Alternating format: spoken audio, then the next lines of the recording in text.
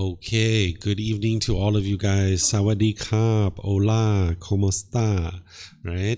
So, we're going to get started with our class today. We're going to start with meditation, and then afterwards, I'm going to teach you guys about personal existence view and getting this self out of the way, because that's an important part of getting to the first stage of enlightenment and definitely getting to enlightenment itself. So I'm going to explain to you what it is, what the symptoms are, how to eliminate it, and how to know that you've actually eliminated it. So we're going to spend a good amount of time or actually the entire class period, just talking about that. So for our meditation, since this morning I taught walking meditation, this evening it's planned to do walking meditation for the meditation. If you guys would like to do walking meditation and you haven't learned it with me, I can give you a little bit of a kind of primer to help you if you like. Or if you guys would like to do seated, lying, standing, we can do that as well. So it's scheduled to be walking, but it's really up to you guys. It's your practice, right? So would you guys like to do walking meditation, or would you like to do seated meditation? What are you guys feeling like? You'd like to try walking? Okay. Do you guys remember how to do it from the times you've learned it with me? Yeah, a little bit. Yeah, you watched it this morning? Okay. How about you, Joel? Do you remember? You remember?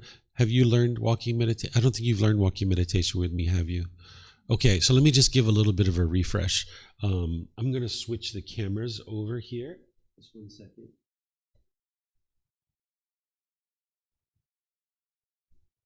Okay, so for all of you guys online, we're going to do walking meditation here. If you guys would like to do walking meditation, you're more than welcome to, but also there's seated, standing, and lying meditation as well.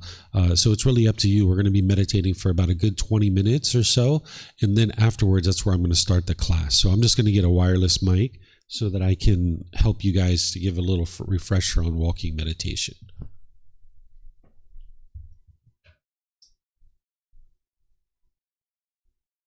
Okay, so the way that you like to do walking meditation is put your hands in front of you where you're just clasping at the wrist, or to the side or behind you where you're clasping at the wrist. You're going to look 1 meter in front of you or 3 feet in front of you, and then you're going to put your foot out flat, transfer,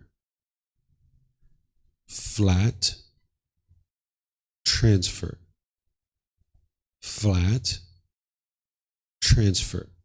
So you're looking through the eyes, and anytime your mind moves off of that, you cut that off and bring it back. So instead of coming back to the breath, you come back to whatever you're looking at through your eyes. In that flat transfer, you might use it for a little while just to get started, but then you would like to get rid of that and just focus through your eyes doing the flat transfer. Okay, so what we can do is we can space ourselves out in the classroom in a big oval going counterclockwise, and I'll help you guys get started, and then I'll just leave you on your own to be able to do meditation. I'll let you guys know when the time is done for meditation. So you guys can walk and do however you like. We're going to do a big circle, and we're going to go this way. Since you're on that side of the room, if you come this way, yeah, so we're going to go counterclockwise. You go this way, yeah. So see how she's turning. Okay, so here we go. So start out with flat. You should do nice and slow. Transfer. Flat. Transfer. Flat. Transfer. Flat. Transfer. Flat, transfer, flat, transfer, flat, transfer. Okay, so you can keep that going for as long as you like, but you'd like to eventually get rid of that flat transfer because you really don't need it, but you just might need it to get started. Flat, transfer. Flat, transfer.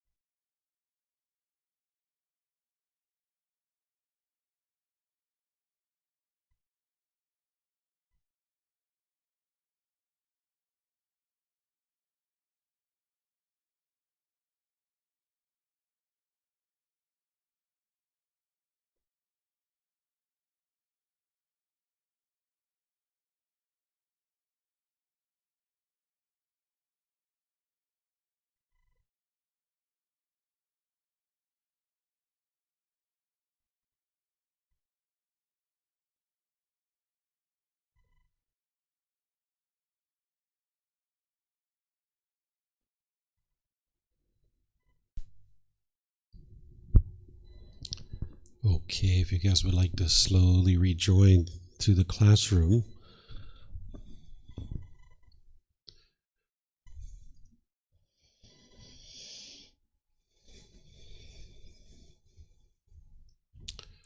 Okay, so I'm going to just pause for a moment and see if you guys have any questions on walking meditation before we go further, because each day I'm going to be teaching a different meditation, because the Buddha taught 4 different meditations, and each day I'm going to be progressing, teaching a different meditation. So I'm teaching it in the morning, and we're doing it in the morning, then in the evening we're doing it again. So before we move into new content, I would like to see if you guys have any questions. For those of you guys here, if you guys could use a microphone. For anyone online, if you could put that into Facebook, YouTube, or Zoom, or raise your hand in Zoom, unmute your microphone, and then you'll be able to ask any questions that you like about walking meditation. Okay, anybody have any questions on walking meditation? Yep. When you do the walking meditation, do you close the eyes or you keep open all the time? Because you keep them open. Oh, okay. So you're looking 1 meter in front of you, Okay. and then anytime your mind moves off, like your thought goes somewhere else other than what you're looking at, that's where you cut that off and bring it back. So that's the post or the pillar that you would like to keep your mind connected to. Okay, thank you. You're welcome. Okay. Let me see if we have any questions here.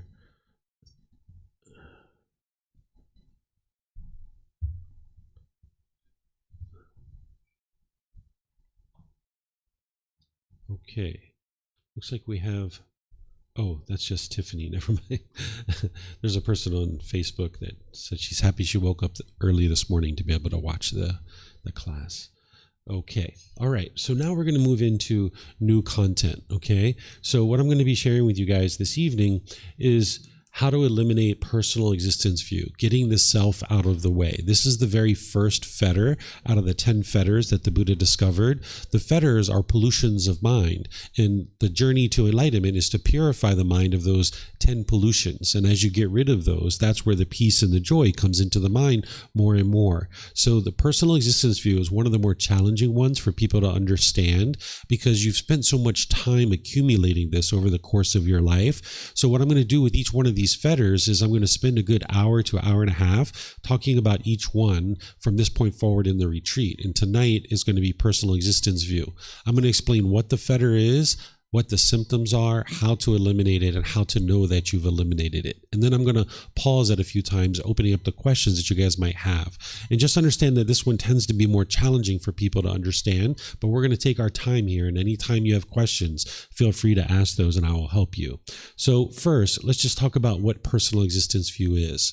What this is where the mind has the belief or the confusion or the misunderstanding that this physical body or this mind is you and who you are. It thinks it's the self.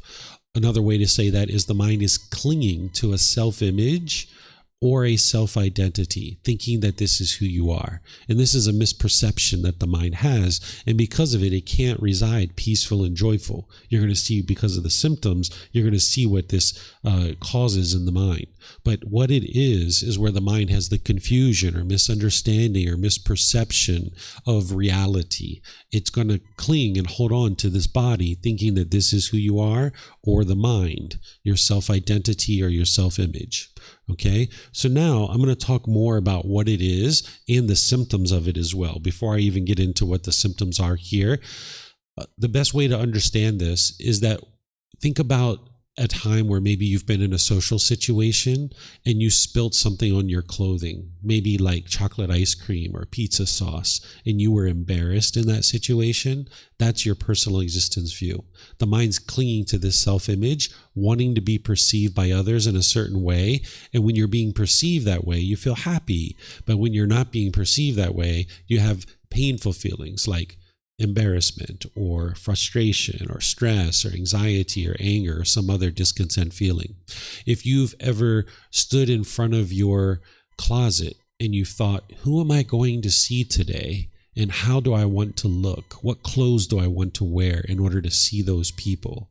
And now maybe you put on a set of clothes and you looked in the mirror, you're like, No, that's not how I want to look today. And you got another set of clothes and you looked in the mirror. No, that's not how I want to look today. And you got another set and you're like, all right, this is it. I feel comfortable to go outside now, because the mind is clinging to this self-image, wanting to be perceived by others in a certain way. And it can only feel comfortable when it feels like it's being perceived that way. If you've ever looked in the mirror and you saw a pimple or a mole or a freckle or a gray hair, or you started losing your hair and you were shaken up by that, that's your personal existence view. The mind was uncomfortable because it wanted to be perceived by others in a certain way, and it was having the misunderstanding that this body is you, clinging to this body, thinking that this is who you are, and now you only feel comfortable going outside if you are perceived that way. If you're like me, when I was a teenager, I used to get out all the mousse and the gel, and I used to run it through my hair and get every little hair in exactly the right spot.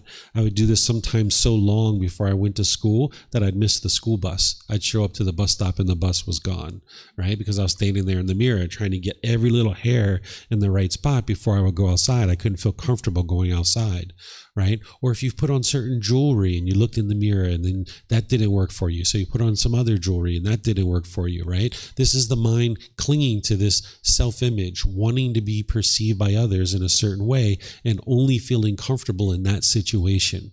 And the problem with this is that this body is not permanent. It can't look a certain way permanently. So if you cling to this idea of how you want other people to perceive you, when you go out into the world, in some situations you look that way and you feel happy because the mind's getting what it wants. But in other situations, you're not able to experience that. You're not getting what you want, and now you're frustrated or angry or irritated. Sometimes people talk about a bad hair day, if you've ever heard this, right? This is going out into the world and thinking, oh, my hair doesn't look the way I want it to look today, and now I don't feel good because it's a bad hair day, right? This is because of personal existence view. So there's the self-image part of it with the physical body, but then there's the self-identity in the mind. The self-identity are things like your culture, your ethnicity, your sexual orientation, your nationality, your job or occupation. You might be clinging to this as who you think you are as a person. Like, I am American, or I am Ukrainian, or I am Spanish, or I am Chinese, or I am Dominican, or I am a Latino, right? Any of this I am, around any number of these things. It can be even something like, I am a boyfriend, I am a girlfriend, I am a husband, I am a wife. So if you were ever in a relationship with someone and you identified with I am a boyfriend or I am a girlfriend, when you guys were together, there was a certain level of comfort because your identity was intact. But then when you guys broke up, you might have felt the urge to hurry up and get right back into another relationship because the mind wasn't comfortable with I am single. The mind didn't identify that way. So when you were in the status of single, the mind didn't like that. It felt uncomfortable. And it thought the way to solve it was to hurry up and get back into another relationship, when the real way to solve that uncomfortableness is to get rid of personal existence view. Or say you've ever had a job or occupation where you thought, I am a police officer, for example. It can be any number of jobs or occupations, but I am a police officer. Well, now when you're doing that job for 10, 15, 20 years, you feel great because I am a police officer. But now when you retire or you get injured and you can't do that job anymore, or maybe you get fired and maybe now you're driving a taxi, right? Your mind is identifying with I am a police officer, so now you don't feel comfortable driving this taxi. You're like, oh man, I'm a police officer. What am I doing? I shouldn't be here. Or you retire and you feel lost and you don't feel whole any longer because you're not doing this job that your mind is identifying as. Or maybe if you're a doctor or a lawyer or a food server or even a taxi driver, and if your mind identifies with I am a taxi driver, when you're not doing that anymore, now you're going to feel uncomfortable in the world. So this is part of what the mind can cling to. You can cling to any number of things. Like I mentioned, culture, ethnicity, sexual orientation, nationality, job or occupation. I even had a student one time contact me after COVID, and they said, David, I'm having a lot of trouble going into stores and paying for things since COVID, and I need your help. Can you help me? I was like, sure, what's going on? He said, well, before COVID, I used to go into certain stores like a coffee shop and I would order a coffee. It was a 30-second thing and I would pay my cash and I would move on, get my coffee and I'd move on. But now, since COVID, all these places don't take cash. It's contactless payment and I have to do it through the computer. So when I order a coffee, they turn around the computer screen and I have to tap my card, but the computer screen says, what do you want to tip? 18%, 20%, 25%, 30%. And he says, I just spent 30 seconds ordering my coffee. I don't think I should have to tip in these situations, so I don't tip. But I am a great tipper. And I keep struggling in these situations and I don't understand why. He said, I am a great tipper, but I feel so uncomfortable in these situations. Why is that? And I was like, this is your personal existence view. You're identifying with, I am a great tipper. And when you tip, you feel great, you feel comfortable. But when you're not tipping, you don't feel comfortable. Your mind doesn't feel at ease in that situation because your mind is identifying with, I am a great tipper. I am a good tipper, right? So you can cling to any number of things of who you think you are.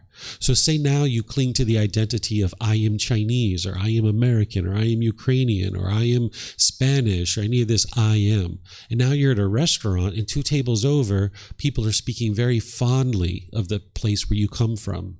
And now maybe you get all these pleasant feelings. You feel great because they're talking about you. But now 2 tables over, somebody starts talking negative and degrading ways about the country that you come from. And if your mind identifies with I am this, now your mind thinks they are talking about me, and now you might be ready to fight, right? But this is just your self-identity. This is the personal existence view that the mind's clinging to, thinking that this is who you are. So it's a matter of stripping this away and getting to a point where you understand that this isn't who you are. There's other symptoms, more general symptoms here. The ones I was just talking about are specific examples, but these are kind of more generalized symptoms that I share here, that the mind can experience embarrassment. It can experience shyness, like you can be stage fright when you get up on a stage, right? Or like even in a public setting like this, maybe you're hesitant to ask a question because you're worried about how other people are going to look at you, and you want to look a certain way in front of other people, and you're hesitant to ask a question in a public setting. Like when people are afraid to do public speaking, that's because of their personal existence view. They don't want to stand up in front of people or sit down in front of people and talk to them because they want other people to perceive them in a certain way. So there can be this embarrassment or this shyness. There can be lack of confidence in a public setting, right? So say you have a public job or something like that, you can have a lack of confidence in those situations, and this will hinder you in your personal professional life. If you need to present your work to a certain audience, you'll have a lot of struggles in those kinds of situations. You can experience social anxiety, like when you go to a certain group event or a family reunion or a school reunion or something like this. You can have anxiety, fear about how other people are going to view you. You can even have trouble sleeping the night before because you know this thing is coming up where you have to go to this, you're choosing to go to this particular reunion, or you're choosing to present a certain professional seminar, and the night before you can even have trouble sleeping and difficulty sleeping because you're so worried and having anxiety and fear about this. There can be anger, frustration, irritation, agitation, and annoyance. For example, like when you were sitting at the table, if someone over here is talking negative about the country that you come from, you can get angry, you can get frustrated, right? Then there's this is all based on self-image and self-identity, because the mind's clinging to this idea of who you think you are.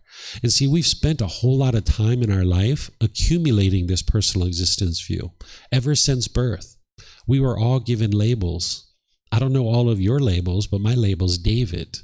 All of you have labels, right? And now we start having this personality and this character around it. Even the countries that we live in, there's typically a flag, a national anthem, sports teams that we cheer for, right? And we think that this is who we are. Like, I am Spanish, so I should be cheering for the Spanish soccer team because I am Spanish, right? And now you cheer and cheer and cheer, and that's just setting the personal existence view deeper and deeper into the mind, right? So this is the mind clinging to a self-identity or the self-image. The mind will want to protect its reputation and defend the self-image or self-identity because the mind doesn't want to lose face, if you understand what that means. Like, so say that you have a situation where people are gossiping or slandering you or talking bad, maybe in a public environment like Facebook or Reddit or something like this. You'll want to defend yourself, right? Because you have this idea of a self. And now when someone's gossiping and slandering you, of course, they're making an unwise decision to gossip and slander. But now you're going to want to defend yourself because your mind has this idea of how you want to be perceived by others. And when someone's gossiping and slandering, you won't feel comfortable. You'll be angry. You'll be frustrated. And now you want to defend yourself through maybe saying a bunch of unkind things and being unskillful in that situation. You can be worried or overthinking your appearance of the body, attempting to uphold a certain self-image because you want other people to perceive you in a certain way. So these are symptoms of personal existence view. Wanting others to acknowledge your accomplishments, seeking acknowledgement of your accomplishments. Some people call this seeking validation. You might be seeking other people to validate the things that you think, the things that you do, the things that you are accomplishing. You might be really interested in having other people praise you about the things that you're actually doing and what you're accomplishing because you see these things as who you are as a person. There can be scared, frightened, or jumpiness when there's sudden sounds or potential frights. So let's just say you're sitting somewhere at a restaurant and somebody drops a tray behind you and a bunch of glasses break. You're protecting the self, so the mind is kind of like protecting the self. This is from our animal existences. When we were like a deer, we had to have a real sense of the self and who we are, because if this was a lion lurking in the woods, we needed to be able to know that, and we needed to bolt and run. But as a human being, we don't need this. We can actually make wise decisions about what we choose to do and how to protect this body. We don't need to be jumpy and frightened like we were when we were animals. So when there's sudden sounds, the mind can jump because it's trying to protect the self, thinking that there's a self here. When people say things, you can take it very personal, right? We even say that, don't take it personal. That's because of your personal existence view, that the mind's clinging to this self, right? You're unwilling to just brush it off because the mind is clinging to how it wants to be perceived by others. So this is what personal existence view is, and this is the symptoms of it. And I'd like to pause here and see if you guys have questions before I talk about how to eliminate it, because that's the part we're going to spend most of our time on, is how to actually eliminate it. Because as long as you have this personal existence view, you can see you can't be peaceful, you can't be joyful, because you go out into the world wanting to be perceived by others in a certain way, and you can't get that permanently. It's not possible, because you're going to have a wrinkle, you're going to have a mole, you're going to gain weight, you're going to have gray hair, you're going to lose your hair. These things are going to happen. You're not going to have that job permanently. You're not going to be a boyfriend or girlfriend permanently. So if you can only be peaceful and joyful and content when you have these things, then that means you can't be permanently peaceful, because you're not going to be able to get these things permanently. So as long as you cling to them, it's only a matter of time before something changes and now you're uncomfortable. People even come to Thailand sometimes in search of themselves. You might have heard people say, I need to go to Thailand. I don't know who I am anymore. I need to go find myself, right? Someone might say that to their parents or their siblings back in their home country. Like, I need to go on this journey to find myself. And they might come to a place like Thailand and they're here for however long. And then eventually they go back home and they're like, yay, I found myself. I know who I am now. They haven't found themselves because it doesn't actually exist. What's happened is they might have found a new job, new friends, new hobbies, new activities, but none of this stuff is you. As long as you cling to these things, thinking that this is who you are, When those things are intact, you'll feel comfortable. But as soon as all that stuff changes, you'll be uncomfortable again. So if somebody comes to a place like Thailand thinking that they're going to find themselves, after 6 months or a year, they might have convinced themselves that they found themselves. So they go back home and they say, I found myself. I know who I am again. And now they're clinging to their job, their friends, their hobbies, their activities. But as soon as that stuff changes, they don't know who they are again. So 5 years later, 10 years later, they don't know who they are anymore. So you can see how it gets in the way of your peace and your joy. So let me know what questions you guys have on what it is and what the symptoms are. Okay, you have a question? Did I get it right that when you eliminate the self out of the way, you're not scared anymore of anything or frightened? For protecting the self, in order to get rid of the where you're not afraid of anything at all, you need to eliminate craving, desire, attachment. All cravings, desires, attachments. But in terms of the self, you won't have that jumpy feeling, that sensation when you get rid of personal existence view. But you could still have other fears because there's central desire in the mind still. By the time you eliminate personal existence view, you're still going to have central desire. So you might be scared of a spider, or you might be scared of death, or you might be scared of any number of things. But that all eventually gets eliminated through eliminating other fetters, but not this one. Yes, ma'am. Sorry. So you said that so personal existence view has something to do with image to be perceived by others. So I was wondering, is it maybe a conflict between the ideal self and the real self? Can it call the personal existence view? So for example, I hope myself to be a knowledgeable, beautiful girl, but actually I'm not that. So I kind of have my own personal existence view, and that may get me easily angry when someone said, oh, you're not beautiful, oh, you're not knowledgeable, you know nothing about something. So you may get angry easily.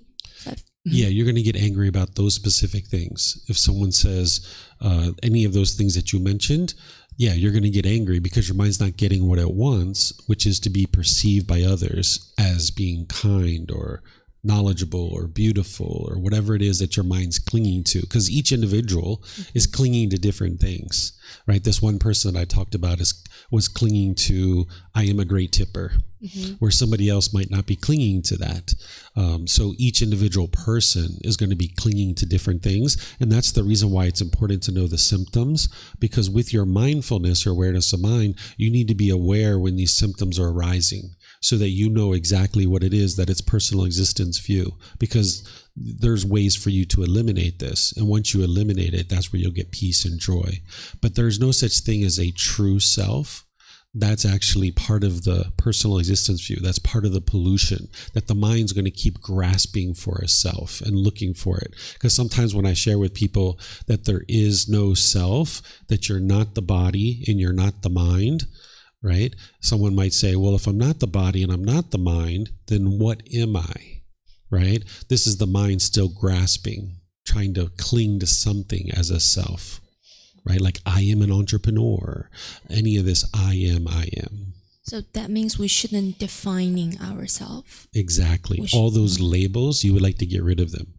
Even like I am a Buddhist, right? Someone could cling to this. And now when someone says, all Buddhists are lovely and kind and warm and gentle, wow, they're talking about me. But then you get online or you hear a news report or someone at a restaurant, you hear people being degrading and disparaging about Buddhists. And now if you identify with I am a Buddhist, now you will be frustrated and angry. So this is where I can say that the Buddha was not a Buddhist.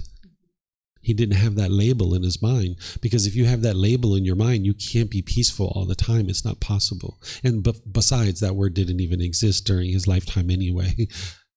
So is that why in China we said that like Buddha has different shapes, because it is not labeled. So it can be anything. No, there's a specific thing that you can define what a Buddha is. Like we can say what a Buddha is, but as soon as your mind adopts the identity of I am this, like I am a Buddhist or I am a Buddha, even though that's very rare in the world. And the last one was 2,500 years ago. Even a Buddha doesn't adopt that label in their mind and now profess and hold on and cling to the idea that I am a Buddha. Right? The mind needs to even not hold on to that, because if someone says, oh, Buddhas are lovely and kind, or Buddhas are terrible people, they've ruined the world. Now that particular Buddha, even though they're very rare in the world, that individual would be upset and angry when someone starts talking in a negative and degrading way about a Buddha. Right? So you need to get rid of all those labels out of the mind and just understand that there's just a being here, that there's a mind, there's a body, they've come together for this existence. And what the Buddha calls this is a person. So there's a body, there's a mind. The combination of these two things is a person. But you can't even cling to that label of I am a person. Because as soon as someone says all people are hateful and all people are horrible and I wish that humanity was wiped off of the earth. Now, if you identify with I am a person, then now you're going to be frustrated and irritated. So it's a matter of understanding these things without allowing the mind to adopt the identity. So for example, I understand that this body was born on a land that we refer to as America. I understand that.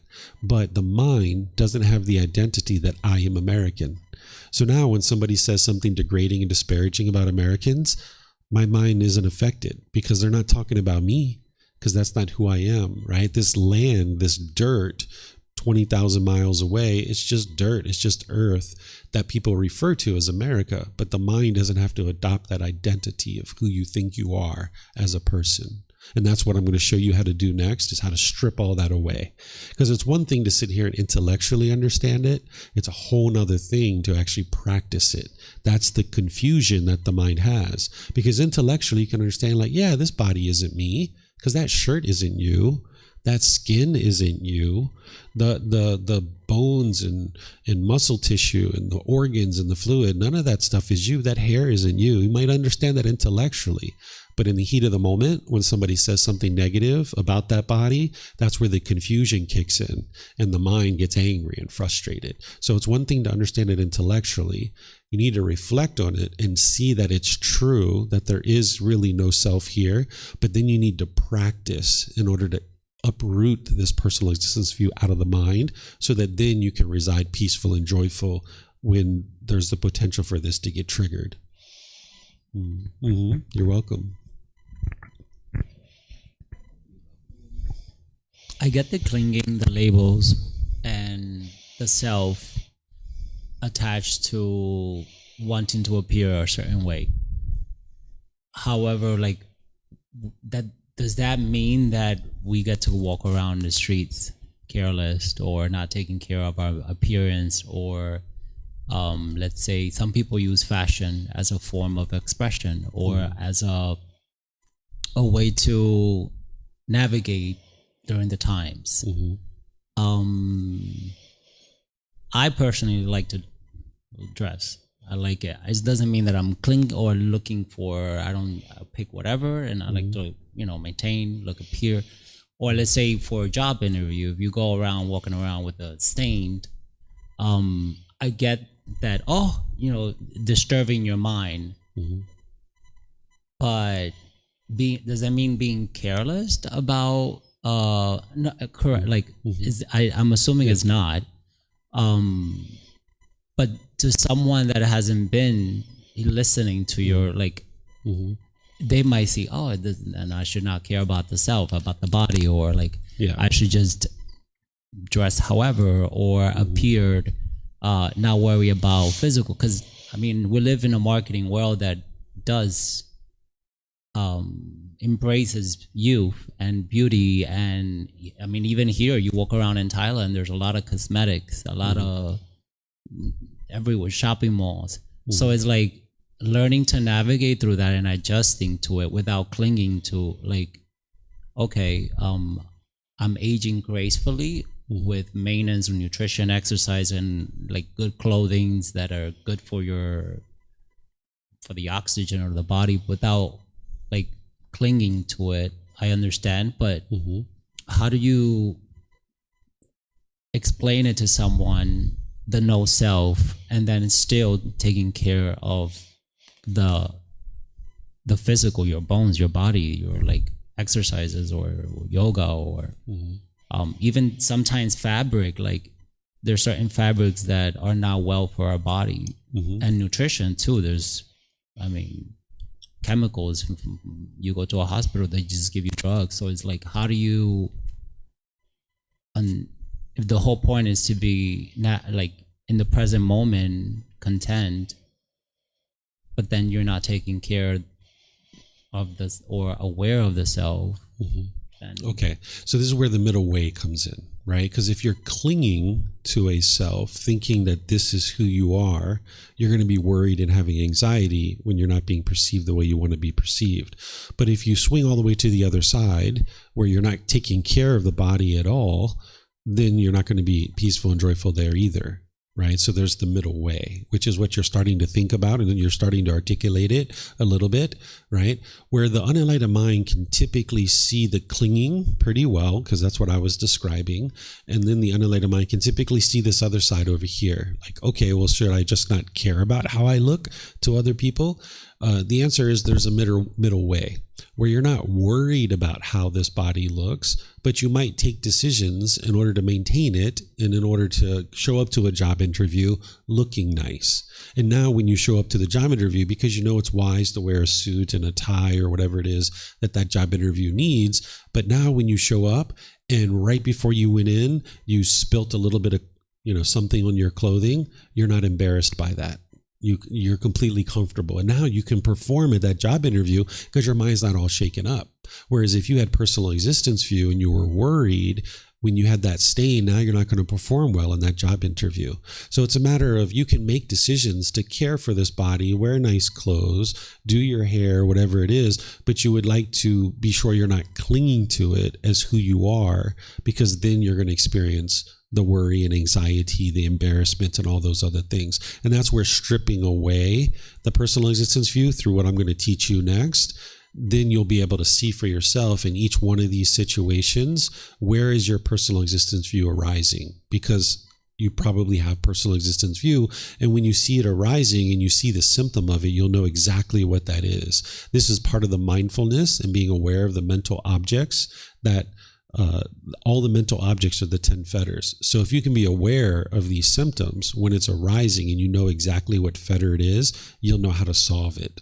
So you can look nice, you can go places and look presentable, but you're not going to be worried or clinging or any of these kinds of things. You're not going to have any discontentedness associated with any of these kinds of things.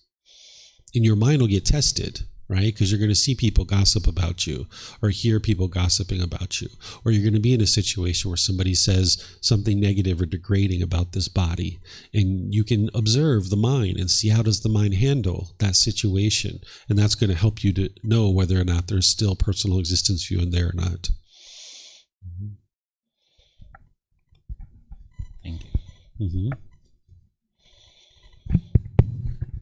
Do you have any recommendation about, instead using, for example, I am engineer, using a different way to identify with that? Because I need to use it sometimes, for example, when I teach engineers, like, become the person that the companies want, or become this high performance engineer, and they start believing, I'm a high performance engineer, so I had to start doing projects, or I had to start working my personal brand or thing like that. But they believe it and they start behaving like that, and it works in the practical way. But it's identifying with a thing that maybe can have some attachment, where it's probably similar to him, like the middle way, like, you had to believe it, but at the same moment, you cannot attach to that. But what is your recommendation here? Yeah, that's what I'm going to get into next. So far as just what is it and what are the symptoms. Then I'm going to talk about how to eliminate it, which part of it is changing the language that you use. That's going to help you. But there's going to be some rare situations where you just need to say, I am this, but your mind understands that that's not who you are. I'll explain it to you in a moment. And there is no no true self, but there is a being. There's a what? Being? There is a being here, like we know this as a human being, but you're not interested in your mind adopting that identity. So there is a being in existence, but you're not interested in the mind adopting that as who you are. Okay. Yeah. You need me to repeat it? So it's an understanding that intellectually we know that these are human beings, because the definition of a human being, you meet that definition, but you're not interested in your mind adopting that as who you are, as your identity. Mm-hmm. One of the ways I shared this, we were talking about conceit one time with a student, and she was telling me that her daughter was going around and being boastful about something that she had accomplished. And she asked me, how can I help my daughter to get rid of this conceit? And I say, well, what you say to your daughter is, mommy thinks you're a special person, but the moment you think you're a special person, that's where your conceit is coming in. Do you see that? So mommy thinks that you're a wonderful person. Mommy thinks you're outstanding. I have nothing but respect and admiration for you as my child. But the moment you think that, that's where your conceit is coming in, because your mind has adopted the conceit of I am special, right? So we know that this is a human being, but the moment your mind adopts that identity, that's where you're opening yourself up for discontentedness. Because when someone says all human beings are terrible and they should be wiped off the face of the earth, that's me. And now your mind identifying as that's me, now you're angry and frustrated because they're talking about me, right? But if you don't allow your mind to adopt that, you just intellectually know, yes, this is a human being, but your mind isn't adopting that identity of who you are as who you are. Can I ask? Mm-hmm. Are you finished? She's thinking.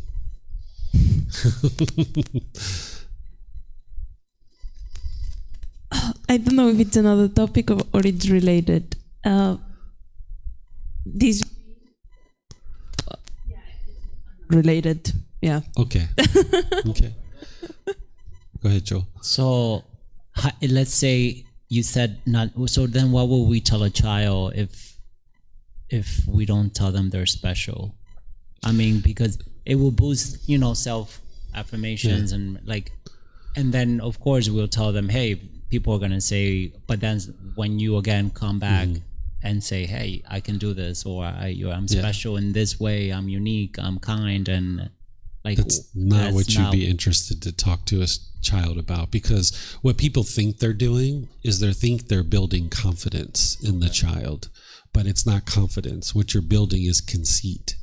And now they go out into the world thinking they're special, and then as soon as somebody treats them like they're not special, now they feel entitled. And I'm special, you should be treating me a special way. And now there's that arrogance in the mind, and now they go around being boastful, thinking that I am special. And then as soon as somebody treats me in a way that I think is not special, now you experience discontentedness. So that's actually not confidence. That's conceit that the mind is having. So there's ways to teach children, but that's a whole nother topic from what we're talking about today. Yeah. Okay, we have a question coming in on Zoom. So let me help on Zoom. Let's see. This person actually isn't here anymore, but let's just answer her question. Some labels help us navigate the world. For example, saying I'm vegan helps people understand I don't eat meat and other animal products when ordering at a restaurant, for example.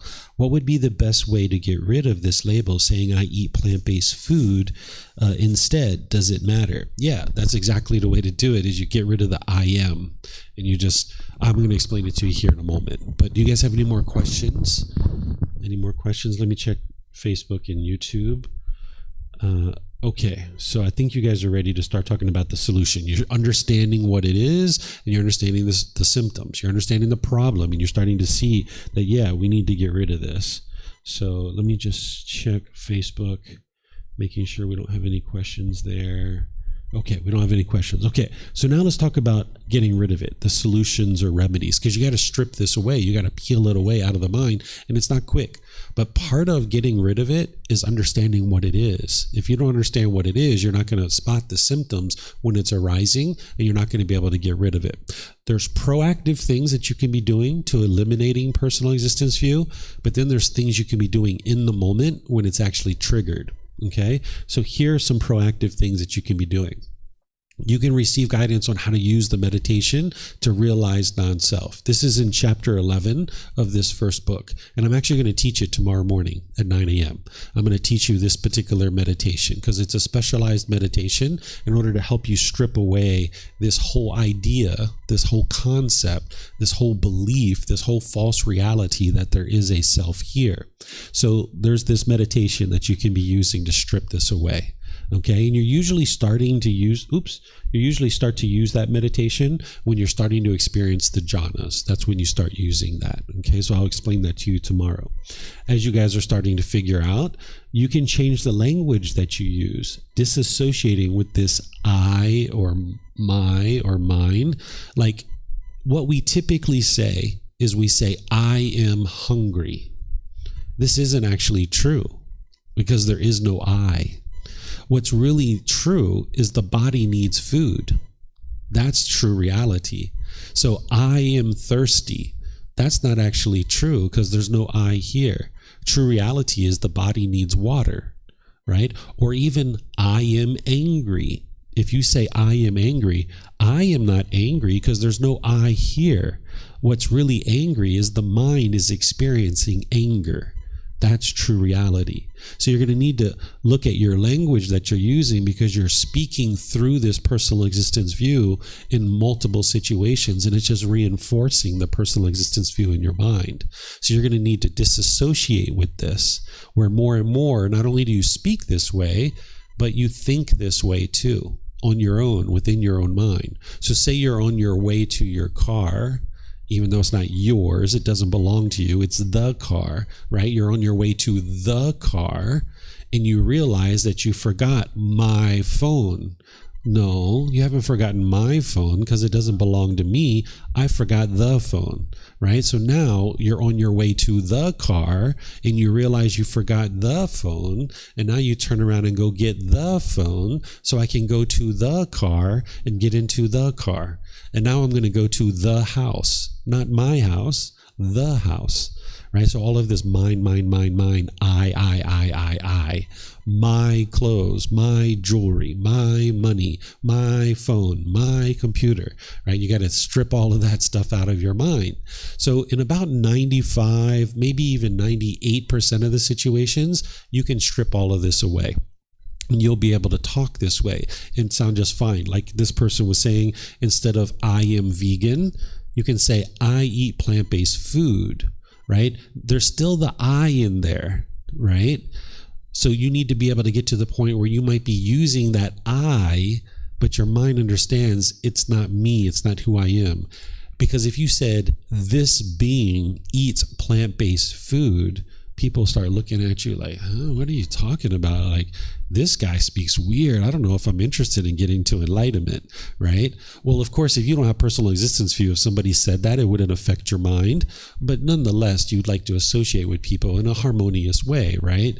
So it's a matter of potentially in some situations, you're using this word I, but your mind doesn't associate with it. Right? So one of the examples I usually give is like my son. Sometimes when I take my son places, people haven't met him before, and I'll say, this is my son, Bailan. Right? Well, I know he's not mine. He doesn't belong to me. He is his own being. He's his own individual being. What truly has happened here is that this being contributed sperm 13 years ago to create this being. That's really true reality of what happened. But what we do is we go around and we say, this is my son. And now everybody understands, oh, okay, he's the father, he's the son. At some point, the mom and dad came together and they made this baby, right? So we say, this is my son. It makes it really easy, really simple, really short. But if we spoke true reality in this situation and I said, this is the being that I contributed sperm to create 13 years ago, people would be like, whoa, like what's this guy talking about, right?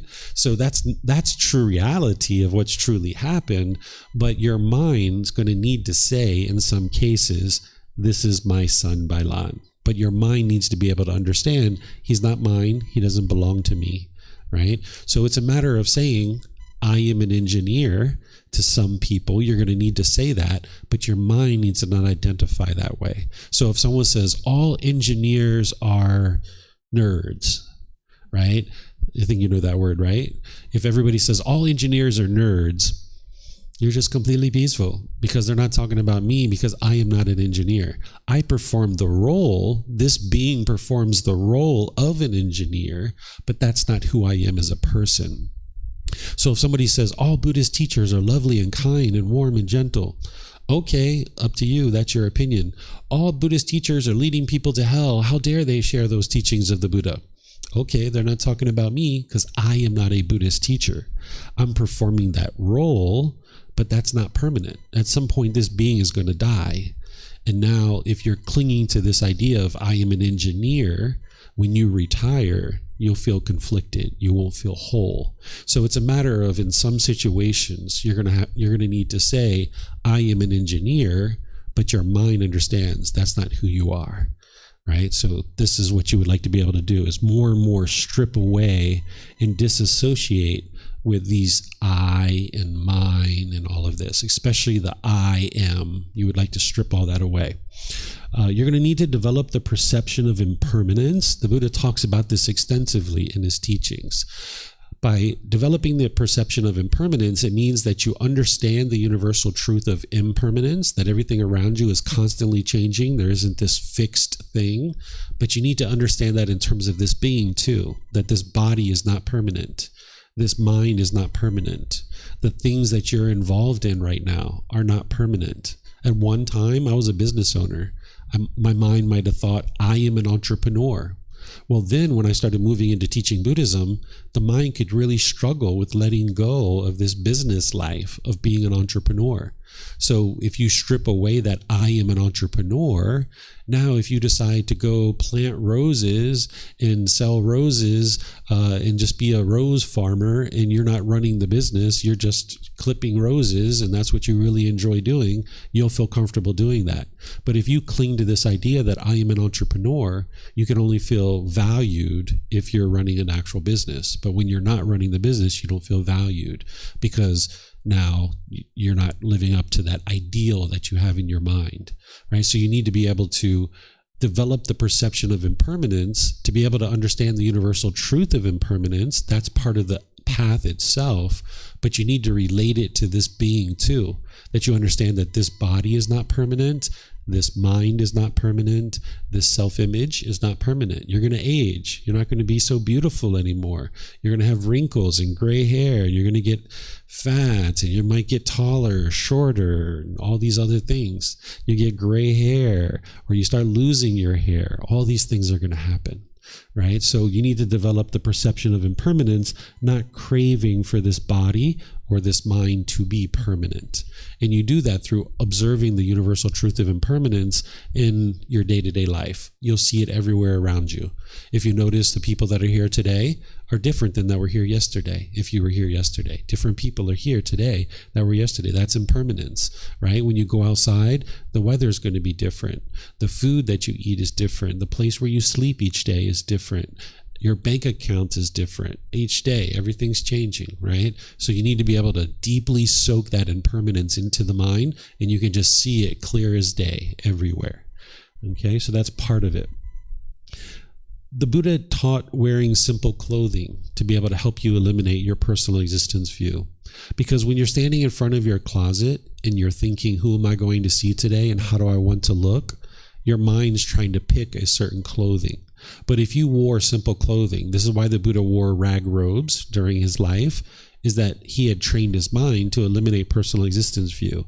He at one time was a prince destined to become a king, so surely he wore very elaborate clothing during that period of time where he was a prince destined to become a king.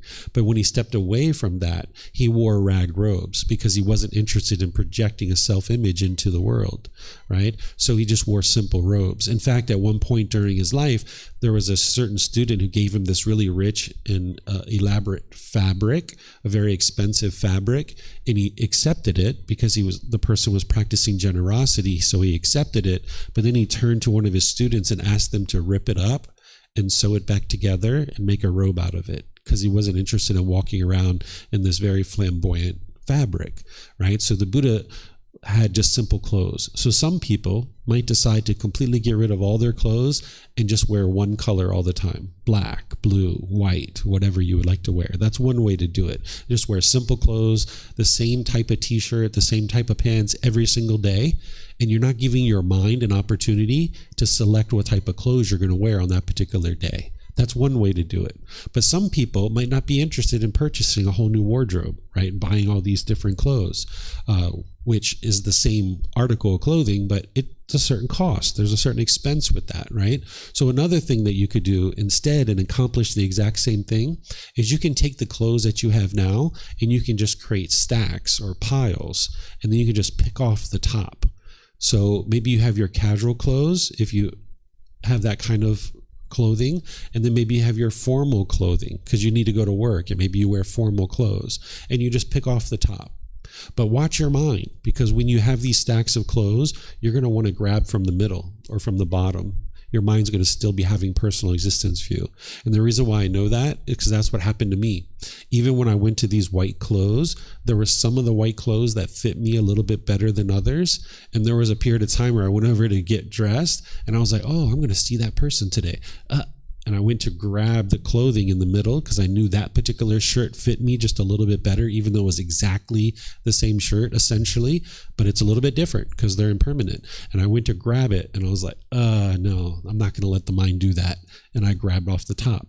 Right? So if you stack up your clothes, casual and formal, you're probably going to have a tendency when I grab from the middle or the bottom, and you need to spot that. That's your personal existence view. Because if you don't have personal existence view, it doesn't matter what clothes you wear. You just go out and you pick off the top. Now, say you're going for a job interview, or say you're going to immigration and you would like to look a certain way when you go there. Now, maybe you're working on personal existence view and you're picking off the top. Right? And maybe that's what you're doing 99% of the time. But you've got this special appointment to go for a job interview or to go to immigration to get a visa. Maybe you put on a nice set of clothes for that, right? And even though your mind is completely fine showing up in ripped shorts and a ripped t-shirt or whatever, you know that those people might be not hire you for that job if you show up that way, right? So maybe you put it on for your job interview, you go do your job interview, and then when you come home, you have the ability to continue with this process that you're doing, right? To just peel off the top. So wearing simple clothing will help you to be able to eliminate the personal existence view. This is also why the Buddha taught to eliminate wearing jewelry, body decorations, scents like perfumes and colognes and all this kind of stuff, because it projects personal existence view.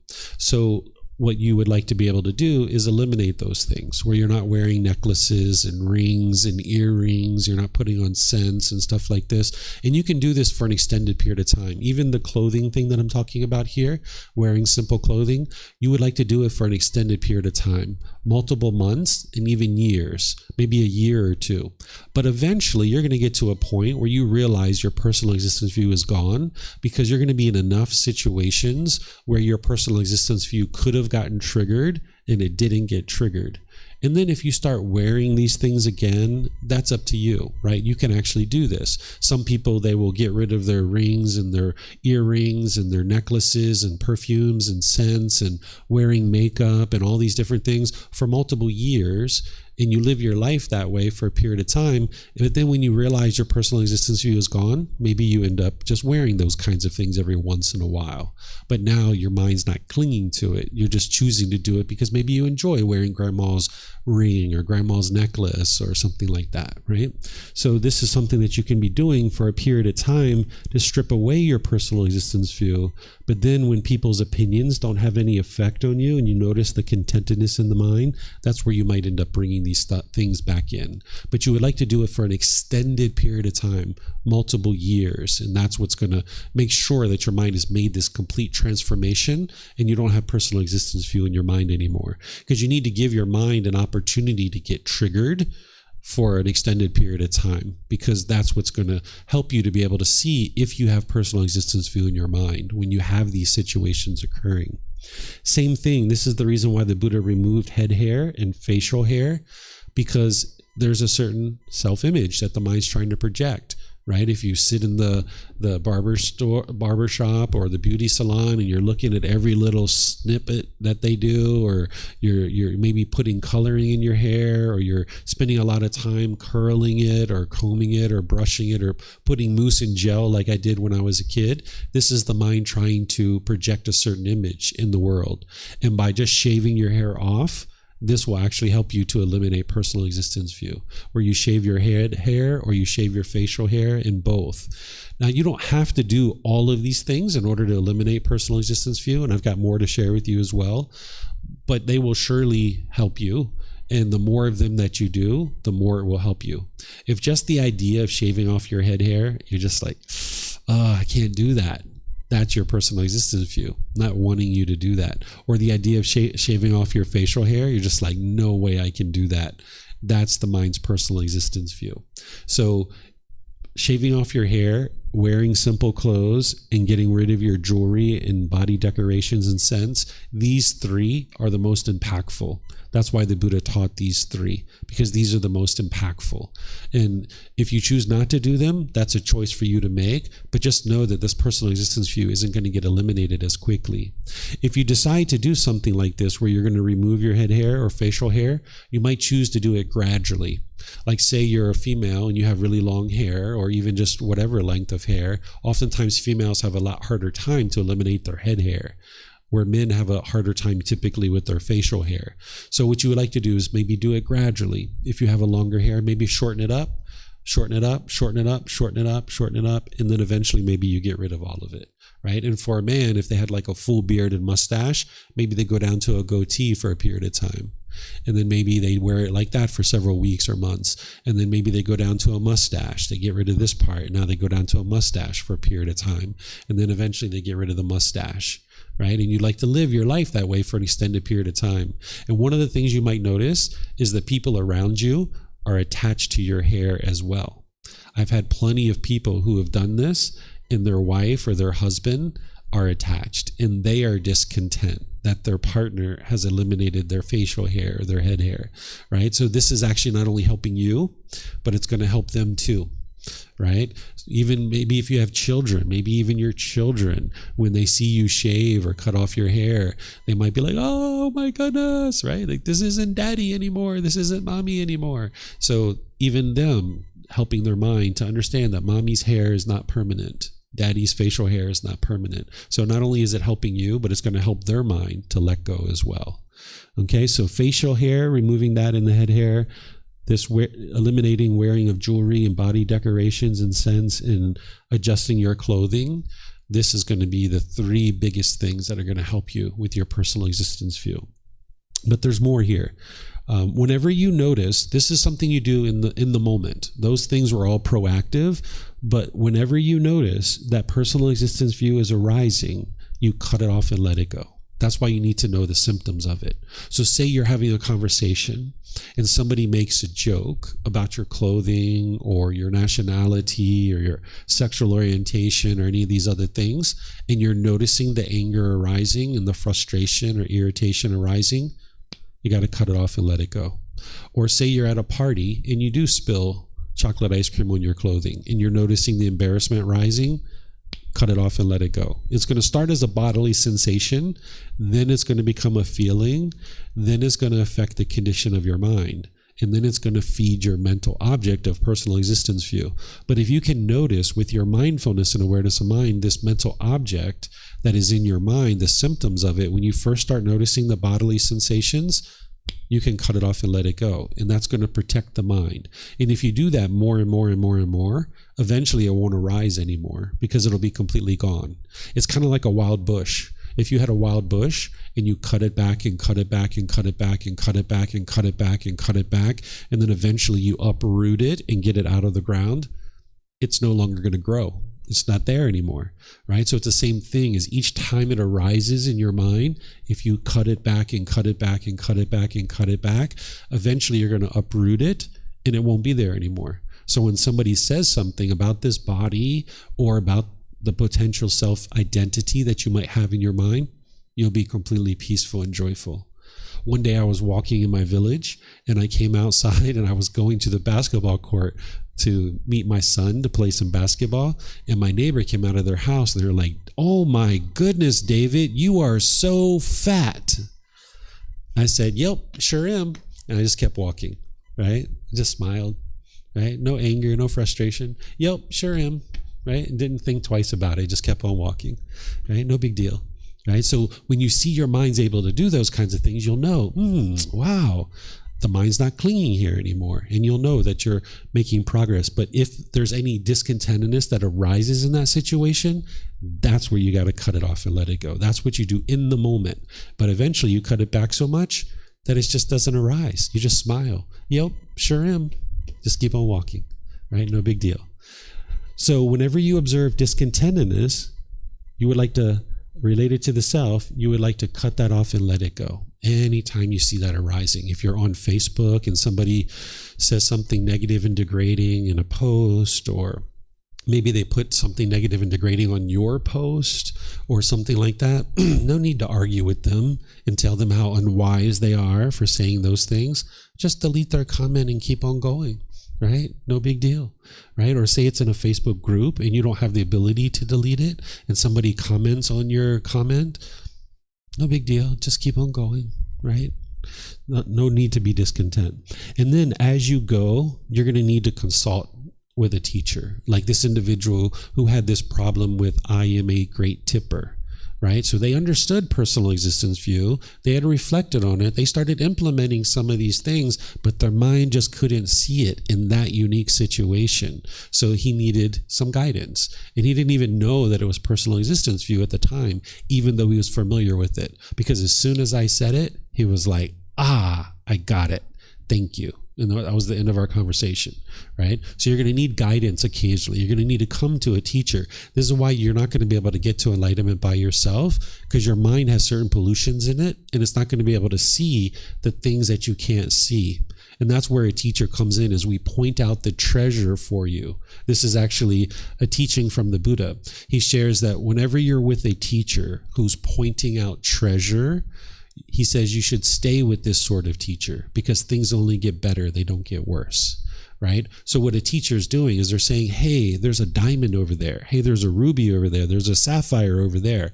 Hey, you've got some conceit over there. Hey, this is your personal existence view. This is your ill will. This is your sensual desire," right? So a teacher is helping you to be able to see that stuff because you can't see it yourself.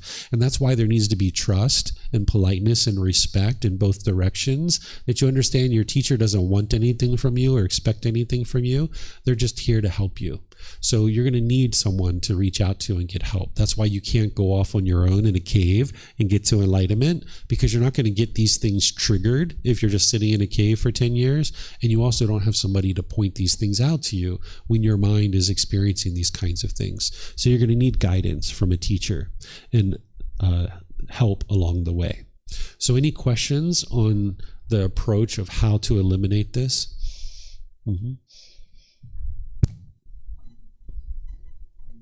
Previous screen, the going back to the change language use associated with the word my in connection. So you gave examples, but when we speak to other people, the house, I'm going to the house, I'm going to the car, I'm going to feed the body.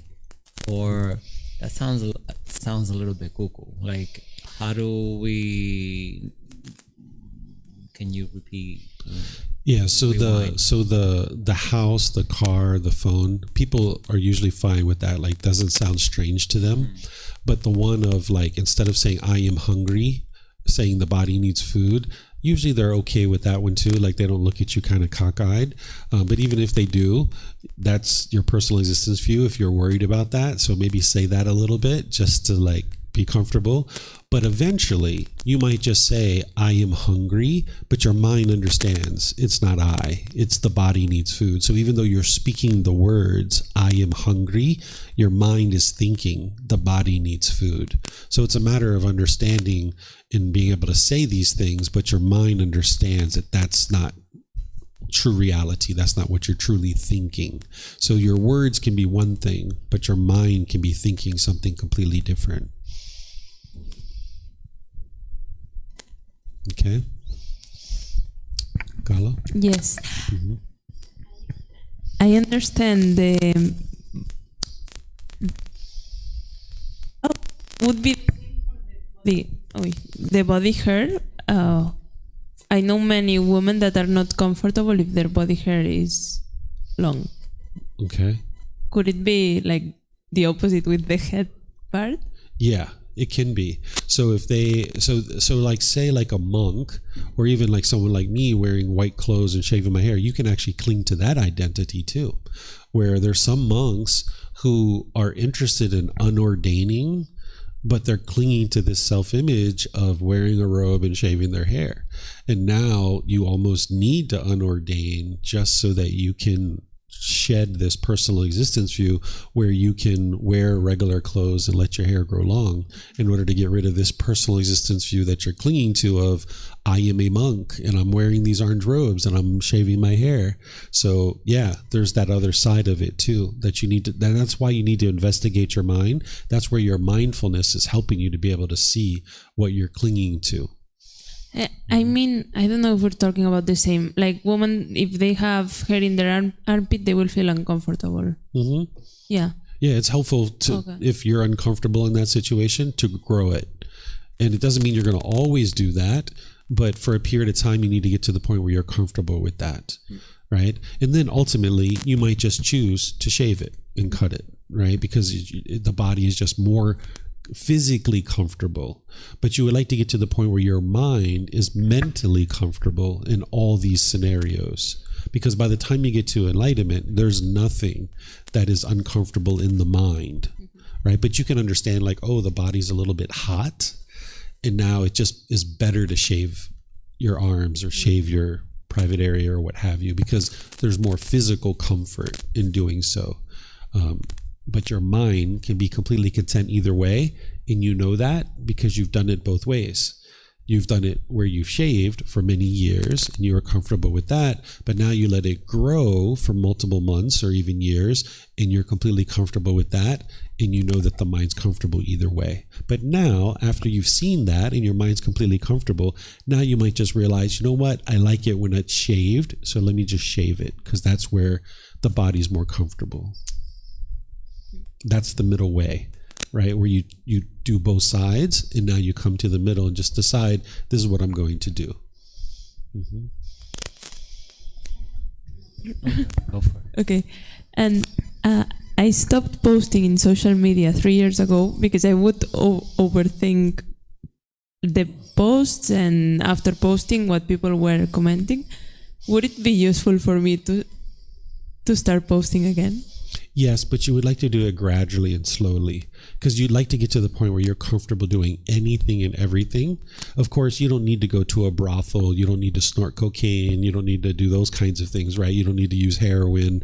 But all these kind of like things like this, you would like to be able to do those kinds of things and just be comfortable with it. And again, it might be something that you do for multiple months. And then ultimately you just are comfortable. You're like, you know what? I really don't need social media. I went 3 years without it. I just did it a little bit to see the mind and test the mind to see if it's comfortable. And now after I've done it for 3, 4, 5, 6 months, I'm not interested in doing it anymore. And now you just go away from it. Yep. Thank you. Mm-hmm.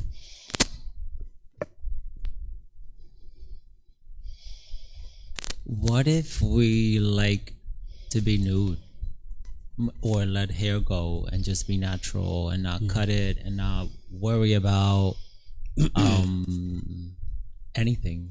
Like there's some culture that, or even just walking around like you could walk around the street naked, it would be, especially with this heat, it would be amazing.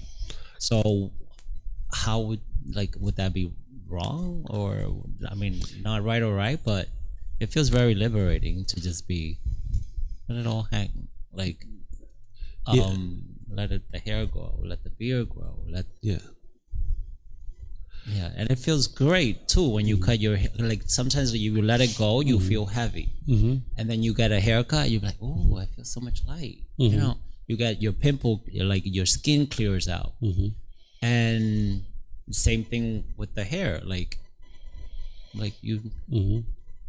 It's no not underwear. It's not about what's right or wrong. Correct. It's about challenging the mind to be comfortable in all these situations, right? So if you right now like growing this hair on your face, I suggest you cut it, in that you cut it for multiple months and train your mind to go out into the world with having no hair on your face.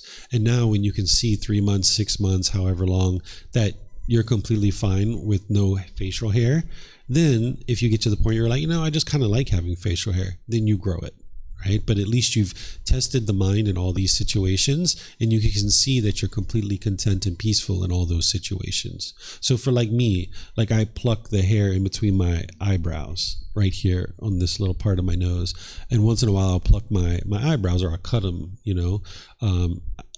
this is a little bit too much information, but I even pull the hair out of my nose with tweezers, right? So I've done it where I've let the hair grow, and then I've done it where I've shaved it in the nose and on here, and I've lived my life in both ways. But I just prefer to not have this here, so I just pluck it off, and I just like it, not because I'm worried about how somebody perceives me, because sometimes I don't actually think to take it out, and then I'm just kind of sitting somewhere and I just kind of reach up there and I'm like, whoa, I didn't realize it was so long, right? And now I just kind of pluck it out, right? So you need to be able to live your life in both ways, so you can see that you're completely comfortable in all these different ways, all this impermanence, but then you're going to have a way that you just prefer. But if somebody's like, wow, your hair is so blah blah blah blah blah, you're completely content and peaceful in those situations. But you won't know that if you don't test the mind and you don't challenge it in all these situations. Okay? Yeah, you guys go ahead. I heard that even during the lifetime of Buddha, some monks, during that time, they already were disciplined to shave their head, shave their hair everywhere. Some of them to build a personality somehow. In their nose, like it was going out of nose, so that's this way they tried to make some kind of personality, because everyone looks the same, bald, without hair anywhere, the same clothes. Is it a thing, really? Can we find this in Pali Canon, or? I've never seen that anywhere in the Pali Canon. Most of the things you talk about, I've never seen in the Pali Canon. If somebody is trying to be perceived a certain way, then that's their personal existence view. So if somebody was doing that during the lifetime of the Buddha, they weren't in the first stage of enlightenment yet. So somebody might have been doing that as a monk, but they're not yet in the first stage of enlightenment. So like there were monks here. There was a monk several years ago that was going around with Fendi bags, Gucci sunglasses, stuff like this. You can know, like, okay, they're a monk in terms of they're wearing a robe and shaving their hair, but they're not actually practicing the teachings. And according to what the Buddha teaches, they're not actually even a monk, because he talks about if he was a cow and he was walking on soft earth during the rainy season and he was leaving behind hoof prints, and there was a donkey behind him putting its hooves in the same hoof prints, and the donkey was thinking, I'm a cow, I'm a cow, I'm a cow. The fact that the donkey was putting its hooves in the same hoof prints and the donkey's thinking, I'm a cow, does that make the donkey a cow? Well, the answer is no, of course, right? Well, just because someone's wearing an orange robe and shaving their head doesn't make them a monk. Just because someone's wearing white clothes and shaving their head doesn't make them a teacher of Buddhism or a deep practitioner, right? So that's where, if you do see these kinds of things, you need to understand the truth. That if somebody's growing extra nose hair, or they're doing their facial hair or their head hair a certain way as an ordained practitioner, that's not what the Buddha taught. And even though that person is choosing to do that, you need to know the truth of what's wise for you, and don't just follow what other people are doing, because that would be blindly following other people. You would like to have the wisdom to know what is true and false and what is wise and unwise. And getting rid of personal existence view is what you need to do in order to get to the peace and the joy. And you're not going to get to that by projecting a certain image in the world. Mm-hmm. Yes, ma'am. Okay, so I used to be very emotional and sensitive to how others perceive myself. Mm-hmm. And then I gradually developed an approach to find myself. It's like, what do I want I to be like? For example, if I feel like, well, tan skin is okay for me, then I don't care how my friends or others judge the color of my skin. So I feel like this is a good way for me to get rid of anger or anxiety, like how others perceive me, when I have a clear understanding image of myself. Mm-hmm. But is this okay or not okay? If no, is it because the self-image will not be permanent? Yeah. So if that way, if I change how I look myself and judge myself, like, is it okay? That's not wise. The first part you were talking about, where you were like, it doesn't matter to me how other people perceive me, that's on them. That's what you would like to get to, right? But the part where I have a certain self-image, that I know who I am, and this is what I look like, and this is the type of person I am, that's the part you need to get rid of. Because that's still going to hang you up, where you're going to experience discontentedness. Because if you think of, I am a kind person, just something simple as that, and someone says, you're the rudest person I've ever met, you're going to have difficulties with that. You're going to be frustrated and agitated. So you got to get rid of all of those labels and just not have a care about how other people perceive you, and just understand the wisdom of how to make wise decisions around your moral conduct and go out into the world and function wisely. But people are going to judge you in negative ways. Like even me, even other people in the world, you're going to go out in the world and people are going to gossip and slander you. People are going to think negatively of you, but that's what's going on in their mind. You're not causing that anger. You're not causing that negative perception that they have in their mind. You're not causing that. That's their mind that's doing that. So if you know what's wise and unwise, and you go out into the world, you just function how you know to be wise based on these teachings, and the opinions and views of other people don't allow it to affect your mind. My grandmother had a little teaching on this that she used to share. You've probably heard it. She used to say, sticks and stones may break my bones, but words will never hurt me. Right? So that's what you would like to get to, where the words of other people don't hurt your mind, that you understand that their unwise speech is coming from them and you're not the cause of that. And that's unfortunate that they're choosing to speak that way, but you don't allow it to affect your mind. And that's what getting rid of personal existence view will help you. But there's other things besides this that you need to do, besides getting rid of personal existence view, but this is part of going in that direction, where others people's words won't hurt you, no matter what they're saying about this being who you are. But you got to get rid of all those labels of who you think you are as a person, or how you appear as a person. So that's to say, I should know why I want to do this, not defining myself. For example, I feel like, okay, I want to help like some homeless dogs and cats, not because I'm kind, just because I want to do it. Then even some people say, oh, you're not being kind, you're just being like, you're giving too much sympathy. I will not feel angry because I feel like I'm doing something that I thought was right. Yes. That's enough. That's what you would like to do, is make wise decisions that you think are wise. The part where you're saying, I want to help dogs and cats, that can be a craving, desire, attachment, because I want this. Because now if I show up to the animal shelter and it's closed, Now you're frustrated because you want to help them, but they're closed and you can't get in.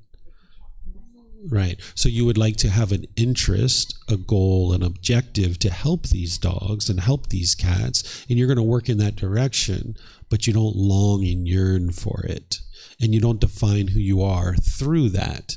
This is just your generosity that you're choosing to practice, not because you want somebody to perceive you a certain way, but just because you know that you would like to be generous and you would like to help dogs and cats, and that's your choice to do it. And how other people perceive that, whether they think you're doing it too much or too little or whatever is in their mind, that's their mind. You just do what you know is wise. Because people are going to try to put their expectations on you all day long, but you're not interested in adopting their expectations as your expectations for yourself, because that's where you'll never meet your expectations. So as soon as you adopt an expectation in your mind, you're going to cause yourself to be discontent. So, for example, if I plan to wear earrings today, because I feel like the last three things is really difficult for me to do, like to get rid of the beautiful earrings and beautiful clothes. So I feel like if today I decide to wear earrings just because I think it fits my clothes, I want to wear blue clothes because it fits my moods or feelings or my plans, is that okay? I don't care like how people think. So that's what you would like to get rid of. For an extended period of time. Okay. And then after you do that for multiple years, then if you choose to wear this type of thing, then you'll know that your mind's completely comfortable going outside with any kind of clothes at any time. So if you get rid of the jewelry, you get rid of the picking a certain clothing based on your mood or your feeling. If you do that for an extended period of time, then after 1 year, 2 years, 3 years, and you just start wearing these kinds of things, you'll know your mind is completely content and joyful, because you've gone out without those things. So now you might just choose to start doing those things. So it's because it's material products. Yeah, because your mind's going to cling to this, right? So like you said, you feel more comfortable going out with earrings. And just the idea of getting rid of the earrings, you're just like, I don't know, I don't feel comfortable doing that. That's your personal existence view. The mind's clinging to this and holding on to it, not wanting to let it go, not understanding that this is all impermanent. It's impermanent. So what you're doing by changing your clothing and going to simple clothing is you're introducing some impermanence into the situation, and you're disciplining your mind and training your mind to be comfortable with that impermanence and not crave this permanence. Thank you. Yeah, so you're getting the mind out of the way from picking your clothing and how this being's going to look when you go outside. Joel? I like the story you said about the monks trying to be different with the hairs here. So let's say they're doing it out of wanting to actually just be different, not to harm or not concede or like, I mean, if you have a whole bunch of people in a line looking like zombies, looking all the same, and you like a little, you want to grow your hair, you want to be, I don't know, different. It seems like it would be looked wrong, or it's not about right or wrong. Like, how do I? I'm trying to. It's about training the mind. So first of all, what other people choose to do, that's on them. So if there were truly monks that were growing long hair or dyeing their hair or wearing Gucci sunglasses and wearing, Fendi sunglasses or whatever, that's on them. It has nothing to do with you. So what you would like to do is focus on your practice and your training of your mind. But because you're asking this question to try to understand personal existence view, that would still be the mind's personal existence view. That I'm not comfortable being this line, just looking like everybody else. I have to look special. I have to look different. So I'm going to do something different with my robe, or different with my hair, or different with this thing or that thing. And now I need to look different. Well, why? Because I want to stand out. I want people to see me. That is personal existence view. Well, I mean, if it's done in that case, but I mean, you see sometimes in kids, they're just very different and they're just themselves. And I don't know if it's personal existence. It could be, but just from the moment we're born, we are born naked, and then we'll put clothes and stuff, or this white, or this. So what if they just, you know what, let me grow my hair and just, I don't know, I don't want people to use me with everybody else, or like I that's where each that- individual needs to be able to see for themselves what is the motivation behind their decision. It's not just a matter of if you dye your hair, you automatically have personal existence view. It's not a matter of if you wear earrings, you automatically have personal existence view.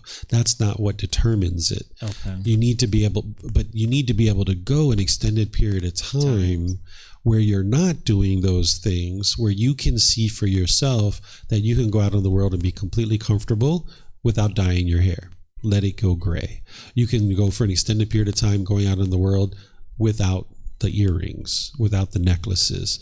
And now you might just choose to wear those things, or wear that, put that dye in your hair. Like my wife dyes her hair, and she's let it go pretty gray at different times, but now she just chooses to dye her hair black. And I've never asked her why, but I suspect that it helps her in her work. Because she works and she has a certain occupation, and it probably helps her in her profession and what she's doing. Especially women. I've never asked her. So much pressure. But it's not about her wanting to be perceived by others, because she's gone an extended period of time of letting her hair go gray. But there's some decision that she's making. So it's not just the fact that you're dyeing your hair or wearing the earrings. It's what's motivating the decision. And if it's a personal existence view, that's what you need to get rid of. Because if someone says, wow, your hair is so gray, you look old, right? If you have personal existence view, you're going to get angry. But if somebody says that to you and you're just completely content and peaceful, you know that you don't have personal existence view related to that one particular thing, which is your gray hair. Right? So this is something that practitioners usually do with each other when you're close with each other, is you do things to try to trigger people's craving. So like when I see my wife, I've done this in the past where I've commented in a certain way about her hair to see if it triggered her personal existence view, and it didn't. Right? So these are things that you sometimes do with people that you're close with, is to see if they have personal existence view, to help them to be able to see their own mind. So it's not a matter of whether you do these things or not. It's a matter of the motivation behind it.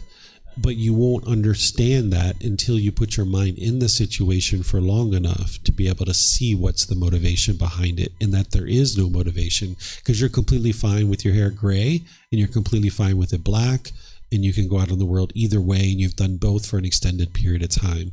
And now you know there's no personal existence view there related to that particular thing. And now I'm just going to dye my hair because you like it better. So I again going back to the story. So let's say I was a monk, and I would like to wear, let's say, colorful socks, or actually do let my hair grow. And I'm content, and I'm doing it just out of just being me with it, but there's no self. I okay. I don't know where I'm going with this then. Each individual has to look at this for themselves. And what is the motivation behind it? If you wear those colorful socks, but someday you can't find them, and your mind is shaken up by it, now you know that you're discontent because you can't find your socks, and now you don't want to go outside because you don't have your favorite socks. And now you know that's a personal existence view. Your mind's clinging to the socks. Or you go outside and someone says, those are the ugliest socks I've ever seen. Like, why are you wearing those? And now you get frustrated by that. You know that's your personal existence view. Right? But that's why you need to bring your practice up, and then you need to live your life that way for extended period of time to give yourself enough opportunities that these things can happen. And then you can observe your mind and see what's happening in those situations. And then when you see you're completely fine wearing this type of sock or that type of sock, then you might just choose to wear certain socks. For me, I wear the same socks every day now because it's just easier. I just wear the same socks. It's different pair of socks, but it's the same design, the same type. Right? Got it? Okay. More? Okay. 'Cause I have one more thing, which is to help you understand how to know when your personal existence view is gone. Yeah, I'm just really curious about one more thing. Usually when we go to Buddhist temples, we see the image of a with particular haircut and like a pine on the top of the head and all of that. That this personal image of Buddha started to invent after his death, like when the Greeks came to this northern India, and they started, because they love sculptures, they wanted to make some images, and they referred to the Pali Canon to try to research how Buddha was looking, and it was like 33 characteristics of the great man, how they call it, and based on these 33 characteristics they made this image, and we can see this image nowadays everywhere.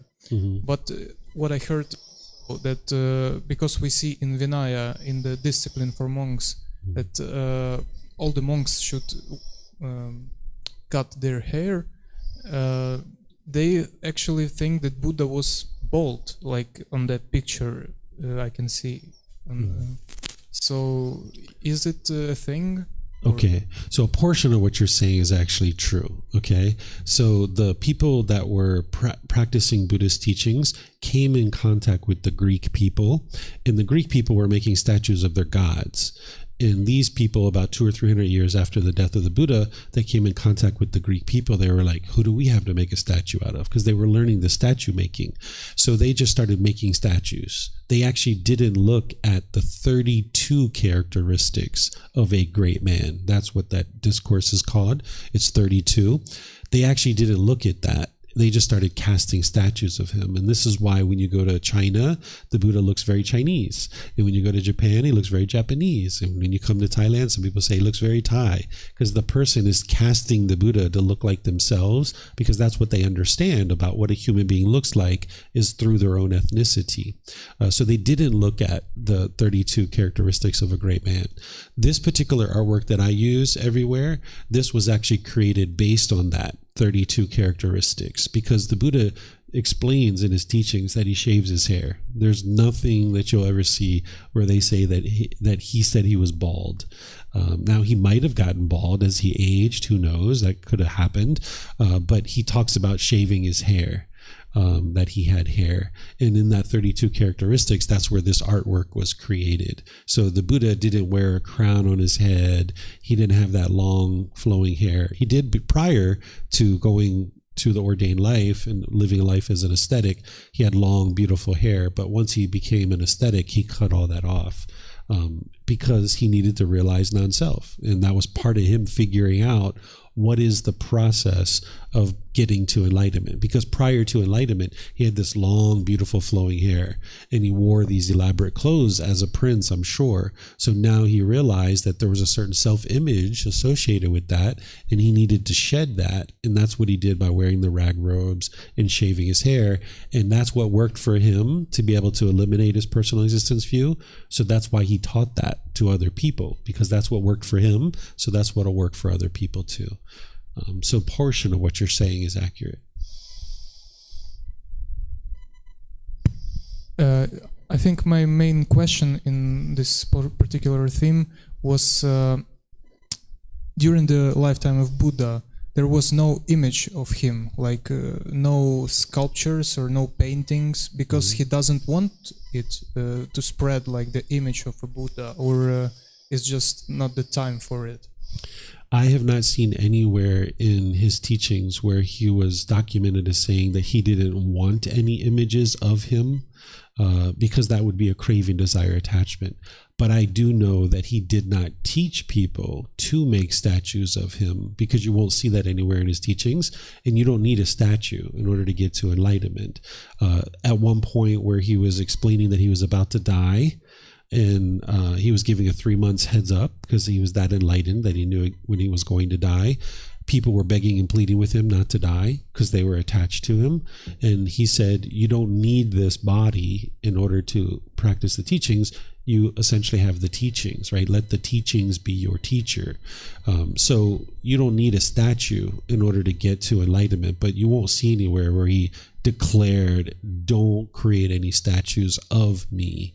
But you won't see anywhere where he said, create statues of me, because that's not what's needed to get to enlightenment. And he wouldn't have told people to create statues of him, because that would be arrogance to do that. But people did make statues of him because they were attached and they wanted to have some kind of resemblance of him by having a statue. I don't know if it's true about, I heard that during his lifetime he said that you can make a stupas out of something from enlightened beings, died enlightened beings, no? No, there's nothing like that in the Pali Canon. So there's a lot of things like this that you've come across in hearsay. If you'd like to have a conversation to go through a lot of those, I think we can do that rather than use class time, because it will help you to be able to shed all of that stuff, because that stuff's going to mislead you, thinking that a Buddha, asked for these things to occur and these kinds of things. So I can help you with that. But let me get back to personal existence view. You guys can use the remote back there and adjust it. So let me share with you guys how to know that you've eliminated personal existence view. The way that you'll know that you've eliminated personal existence view is you'll deeply understand and be able to explain the fetter, the taint, the pollution of mind described as personal existence view, because part of eliminating it is to understand what it is. You're going to need to understand what it is. And if you don't understand how to explain what it is, then there's no way you could actually eliminate it. So you need to first work on understanding what it is. So if you've actually eliminated it, you will actually be able to explain what it is. Then you will be able to deeply understand and be able to explain the solution of how to eliminate personal existence view, because you've implemented the solution. Right? If you've implemented the solution, you'll know what that is and you'll be able to explain it. So in terms of knowing that you've eliminated personal existence view, you'll be able to explain the solution, not only what it is, but the solution. You won't be able to identify anything as a self or you or I, right? If I said to you, where are you? Well, if you have personal existence view, you're going to say, I am right here, right? You're going to point, or you're going to point here. You're going to say, I am here. Right? But if you don't have personal existence view, and I said, where are you? Doesn't exist. There's a body here. There is a mind, but none of this is me. It's not who I am. Right? So you won't be able to identify and see anything as being who you are as a person. And then the most important one is you'll no longer experience any discontentedness associated with the self-image or the self-identity. It doesn't matter what people say. It doesn't matter what people do. You won't have any discontentedness related to any of this stuff. You see something on the news, you see something on Facebook or Instagram, or you hear something as you're walking down the street, you won't have any discontentedness whatsoever. In fact, you'll probably just smile when you hear those things. Right? So there won't be any discontentedness related to this self-image or self-identity. Someone says, oh my goodness, you're so fat. Or, oh my goodness, you're so ugly. Or, you're the rudest person I've ever met. Any of these kinds of things. You just have no feelings about it whatsoever. Right? That's that person's opinion, and you don't need to form feelings on that. But what's causing you to form feelings on that is your personal existence view. So by the time you get rid of it, you won't experience any discontentedness related to that. Okay, any questions on any of this? Mm-hmm.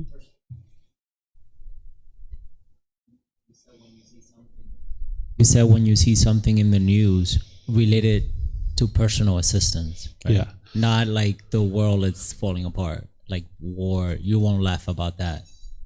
No, what I mean is like say you hear a news report that says all Americans are this or all Dominicans are that, right? So personal assistance, yeah. That could trigger your personal existence view if you had it.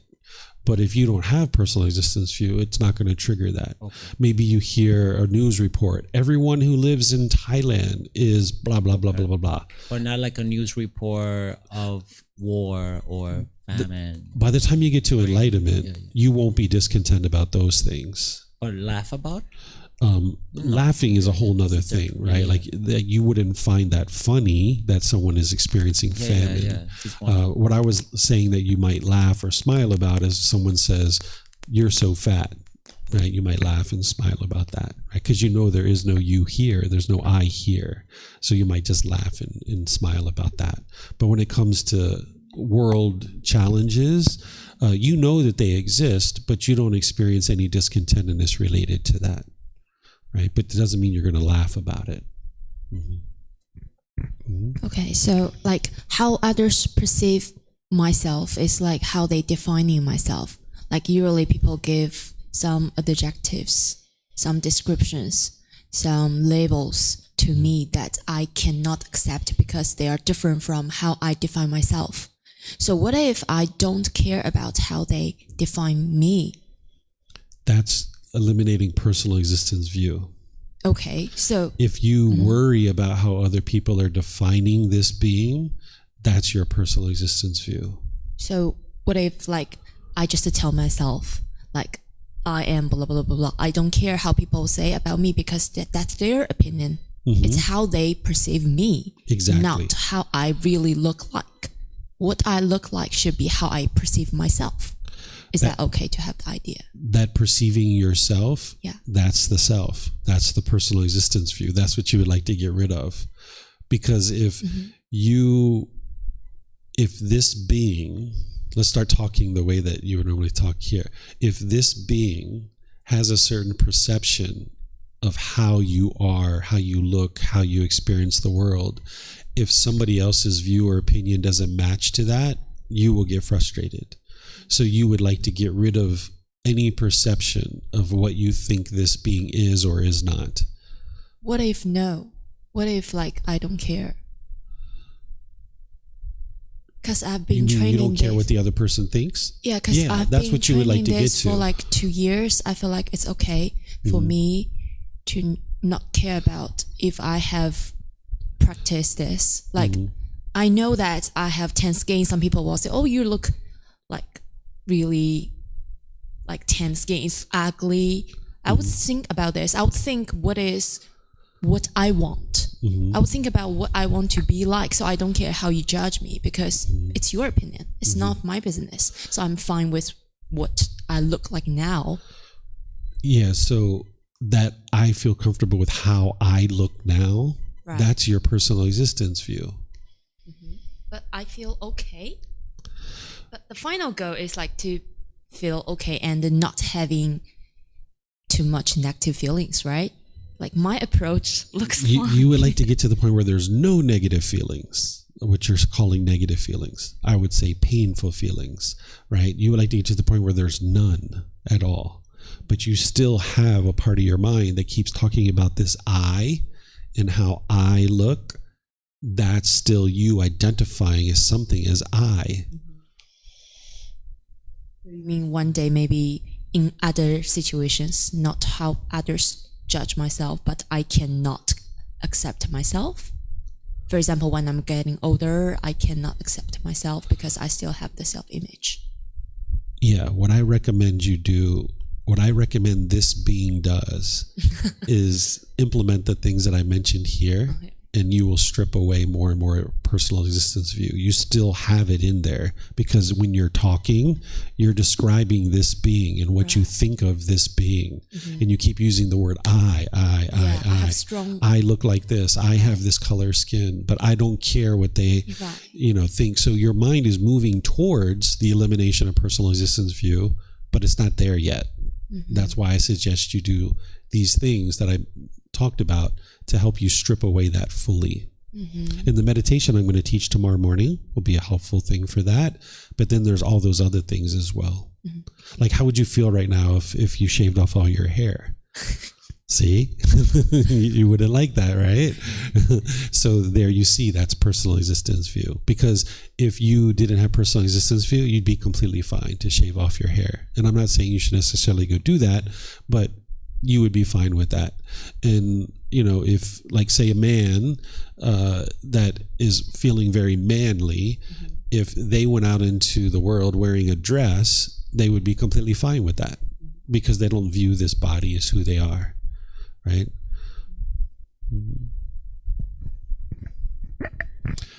Okay, All right. So I'm just going to end here by thanking you guys for the great discussion. Thank you for all your questions. This is exactly what these classes are for. I see it as a discussion. I don't see it as a lecture or a sermon or anything like that. It's a discussion for me to help you to be able to understand this. But understand that your mind's not going to be able to see it so clearly, particularly this one. This is, like I mentioned at the beginning, this one's a real challenge for the mind to understand because we spend so much time from birth until now accumulating this personal existence view. So the mind oftentimes has a hard time seeing it and understanding it. But the more you think about it, the more you discuss it, the more you read about it, the more you'll understand it. I've had some students that take upwards of a year just to understand what this is, let alone implement the solutions of how to fix it. So if you don't understand it 100% now, that's okay. That's part of the process. That's part of the journey of getting to enlightenment, that you're not just going to see everything instantly, right? To be able to see clearly and have true wisdom about these things, you're going to need to think about them. You're going to need to reflect on them. You're going to need to have further conversations and discuss it further with your teacher or with your other classmates. So that's all normal. That's part of the process. The other fetters, in my opinion, are a lot easier to understand. This is the most challenging one to understand, in my opinion. And it happens to be the first one, right? What's that? No, this the fetters. This is the hardest one, in my opinion, the most challenging one for the mind to understand. But once you understand it, you got it and you understand it. So if you're not 100% understanding it right now, it's okay. Take your time. That's the journey. The Buddha talks about gradual training, gradual practice, and gradual progress, right? It's not instantly get to enlightenment today. It's not eliminate personal existence view today. It's gradually work in this direction. And that's what's going to be a more sustainable change for the mind. So tomorrow, like I mentioned, I'm going to be teaching the meditation to realize non-self. I'm going to be teaching the fetter of doubt, the fetter of wrong behavior and observances. And then in the evening, I'm going to be teaching sensual desire and ill will. Okay, so that's what we're going to be doing tomorrow. So whatever you guys do, have a very lovely, wonderful rest of your evening. And perhaps we'll see you guys in a future class. Take care. Sawadee Kap.